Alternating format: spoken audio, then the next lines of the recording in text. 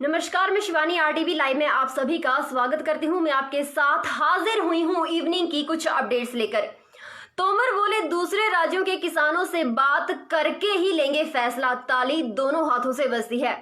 आपको बता दें कि नई दिल्ली स्थित विज्ञान भवन में किसान संगठनों और सरकार के मंत्रियों के बीच चल रही मीटिंग सोमवार को फिर बेनतीजा ही खत्म हो गई है। सोमवार को दोनों पक्षों के बीच 8वें दौर की बैठक हुई थी। सोमवार की बैठक में किसान सिर्फ कानून वापसी की मांग पर ही अड़े रहे, इसलिए सरकार के मंत्रियों ने कहा कि वे एक बार फिर से किसान संगठनों से बात करेंगे। दोनों पक्षों के बीच अगले दौर की वार्ता अब 8 जनवरी को होनी है। साथ ही आपको बता दें कि सरकार के मंत्रियों के साथ वार्ता के बाद किसान नेता राकेश टिकैत ने कहा कि 8 जनवरी 2020 को सरकार के साथ फिर से मुलाकात होगी। उन्होंने कहा कि तीनों कृषि कानूनों को वापस लेने पर और एमएसपी के मुद्दे पर 8 तारीख को फिर से बात की जाएगी।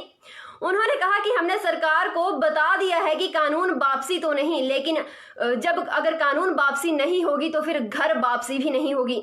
जानकारी के मुताबिक नरेंद्र सिंह तोमर ने बैठक में कहा कि एमएसपी पर ही आपकी मांगों को मानने को तैयार हैं, आप चर्चा करें और हम अपनी मांगों को हमें बताएं। आपको बता दें कि कृषि मंत्री नरेंद्र सिंह तोमर ने कहा कि हम किसानों के साथ तीनों कानूनों पर बिंदुवार चर्चा करना चाहते हैं, लेकिन हम कोई निष्कर्ष पर नहीं पहुंचे हैं क्योंकि किसान तीनों कानूनों को रद्द करने की मांग पर अभी तक अड़े हुए हैं। साथ ही आपको बता दें कि नरेंद्र सिंह तोमर ने कहा कि सोमवार की वार्ता के बाद हमें उम्मीद है कि अगली वार्ता के दौरान हम किसी न किसी निष्कर्ष पर अवश्य ही पहुंच जाएंगे।